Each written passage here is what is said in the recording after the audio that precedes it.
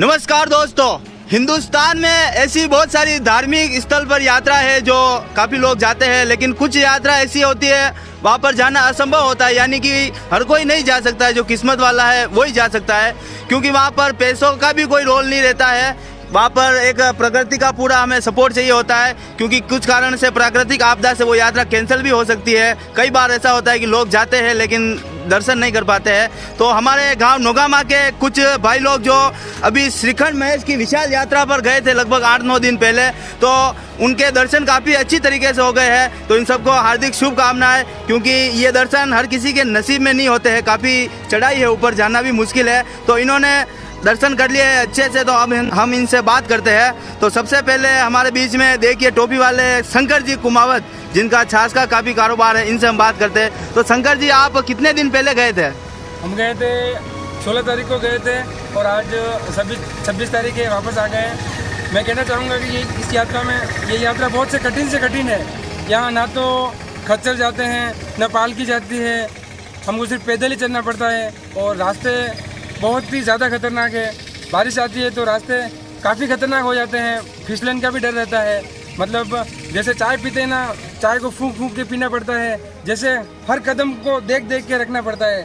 जैसे भी अगर हमने गलत कदम रखा तो सीधा खाई में जाएंगे। बहुत गहरी गहरी खाई रहती है और रास्ते बारिश में से बहुत ख़राब हो जाते हैं और एकदम खड़ी चढ़ाई रहती है वहाँ पे। मतलब आप मान लो कि 35 किलोमीटर खड़ी चढ़ाई चढ़नी पड़ती है। जैसे आपने सुना होगा कि भीम ने जो स्वर्ग का रास्ता बनाया था, उसको रातों रात रास्ता बनाना था तो उसको नींद आ गई, तो स्वर्ग का रास्ता अधूरा रह गया। उस स्वर्ग के अधूरे रास्तों को पार करके और ऊपर जाना पड़ता है। इतनी खड़ी चढ़ाई है। मैं यही कहूँगा कि आप वहाँ जाएँ तो बड़ी सावधानी से जाएँ। साथ में पानी, जैसे ग्लूकोन-डी, बैटरी, मतलब उजाले के लिए बैटरी, ये ज़रूरी सामान ज़रूर लेके जाएँ, वरना इस यात्रा पे नहीं जाए तो मैं यही कहूँगा कि पूरी सेफ्टी के साथ जाएँ और आराम से चले, धीरे धीरे से चले, तो ये आपके यात्रा संपूर्ण हो सकती है। मैं यही कहना चाहता हूँ। धन्यवाद। तो दोस्तों, ये थी श्रीखंड कैलाश की विशाल यात्रा, जो आपको लगभग कितने दिन लगे होंगे ये अब आपको रामू राजस्थानी आपको बताएंगे इसमें। हाय दोस्तों, जय श्री राम, वंदे मातरम। मैं हूँ रामू राजस्थानी और मैं आपके बीच में श्रीखंड महेश की विशाल यात्रा करके आया हूँ। और आज मुझे 10वां दिन है और 11वां दिन पूर्ण होने के बाद नोगामा आया हूँ। और मैंने ये यात्रा की, मुझे बहुत ही कठिन लगी ये यात्रा। और मैं सभी दोस्तों से यही आग्रह करता हूँ कि यात्रा पर जाएँ तो व्यवस्थित जाएँ, जरूरी सामान साथ में जाएँ, तैयार होकर जाएँ, खान पान व्यवस्थित करके जाएँ और धूम्रपान का सेवन ना करें तो ही ये यात्रा संभव है, बाकी असंभव है। क्योंकि इतनी हाइट होने के कारण ऊपर ऑक्सीजन की कमी है और यात्रा में कोई दिक्कत आ सकती है। जय श्री राम, वंदे मातरम, जय गौ मातरम, जय भारत। और ये कुछ लोग कहते हैं कि श्रीखंड महेश की यात्रा और कुछ कहते हैं श्रीखंड कैलाश की। तो शांतिलाल जी, आप बताओ इसके बारे में कि क्या है दोनों में से? ये श्रीखंड महेश है। अच्छा, श्रीखंड महेश, बाकी श्रीखंड कैलाश कहे तो भी यही है। मैं इसके बारे में कहना चाहूँगा कि वो पंच कैलाश में से एक कैलाश कहा जाता है इसको। भोलेनाथ के पंच कैलाश है, कैलाश मानसरोवर, श्रीखंड कैलाश, मणि महेश कैलाश, किन्नर कैलाश और आदि कैलाश। ये पांच कैलाश है। तो 5 कैलाश में से एक यात्रा है। इसको हम श्रीखंड कैलाश भी कह सकते हैं या श्रीखंड महादेव भी कह सकते हैं। अच्छा, मतलब श्रीखंड कैलाश और श्रीखंड महेश दोनों भी कह सकते हैं। और इसी बीच में हमारे साथ कन्हैयालाल जी, जो शांतिलाल जी के भाणे थे। कन्हैयालाल जी, आपको ये यात्रा कैसी लगी? बहुत अच्छी लगी यात्रा। अच्छा, तो आप पूरा चल पाए? हाँ। चलो, अब इसी के साथ हम बात करते हैं हमारे शांतिलाल जी, इनका थोड़ा इंटरव्यू ले गया था। हाँ शांतिलाल जी, ये यात्रा बहुत ही कठिन है, जाने में बहुत ही ध्यान रखना चाहिए और बहुत ही गहरी गहरी खाए हैं। रास्ता बहुत ही कठिन है, रास्ता बहुत संगड़ा है। कदम कदम पे सोच के चलना पड़ता है और खाने पीने का पूरा ध्यान रखना पड़ता है। और जूते भी उनके लिए बहुत ही अच्छे जूते चाहिए, ग्रिप वाले, ताकि बर्फ़ में फिसल ना पाए।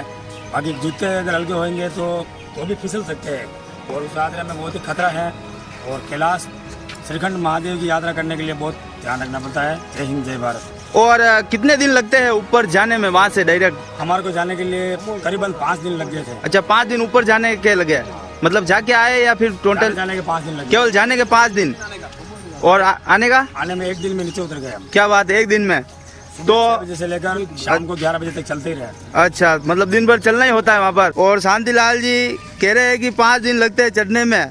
तो 5 दिन रेगुलर चढ़ते हो या फिर रास्ते में कहीं रुकने की जगह वगैरह? नहीं, रास्ते में टेंट लगे हुए हैं और बेस कैंप लगे हुए हैं। उसमें हमने नाइट होल्ड की थी और सुबह उठ के चलते थे। अच्छा, प्रति व्यक्ति एक आदमी के रुकने का 400 से 500 रुपये रहता है। उसमें खाना पीना सब टेंट वाला देता है, जैसे रोटी चावल,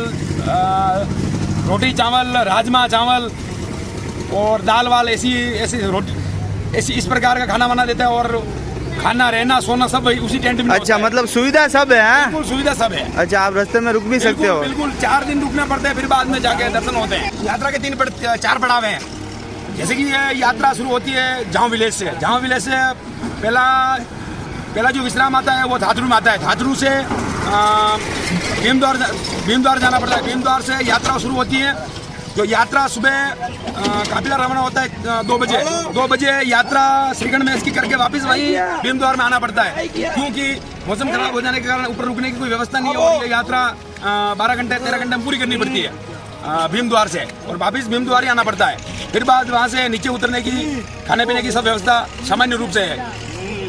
और इसी के साथ हमारे किशन जी जहांगीर साहब, ये इस यात्रा को इस उम्र में कर पाए, ये बहुत ही सौभाग्य की बात है। इनका भी देखिए आप कि इस उम्र में ये ऐसी यात्रा कर पाए हैं, तो इनका हम थोड़ा ले लेते हैं। किशन जी, आपको कैसा लगा? भाई यात्रा तो बहुत कठिन है, पर मेरे भाई लोग के सहारे से मेरे को कुछ मालूम ही नहीं पड़ा यात्रा इतनी कठिन है।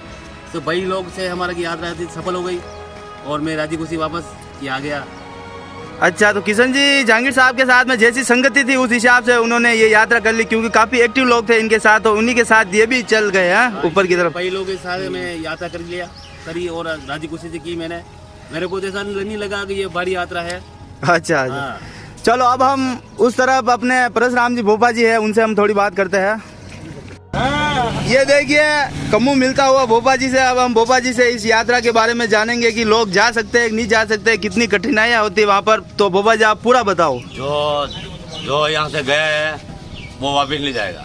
क्या बात है? हाँ। जो लिख है वो अनजान आदमी तो चला जाएगा। मतलब इतना चढ़ावा वहाँ पर, तो आप कैसे कैसे चढ़े? बस रास्ते में रुके या फिर? हम 5 दिन से ऊपर गए थे। अच्छा, 5 दिन लगे आपको? हाँ। तो थकान कितनी आई आपको? थकान तो पूछो मत। अरे, तो आप अब कभी जाना का मौका मिले तो नहीं जाएंगे। तो दोस्तों, आप एक बार इस यात्रा को जरूर करें ताकि आपको रियलिटी महसूस हो। भाई जाने वाला वापस कभी नहीं जाएगा। अच्छा, हाथ जोड़ जाए, और जो जाने वाला है वो समझ के जाए। तो भी आपने ये यात्रा कर ली है, बड़ी सौभाग्य की बात है। हम तो हमारे भाइयों के साथ हम यात्रा होगी हमारी।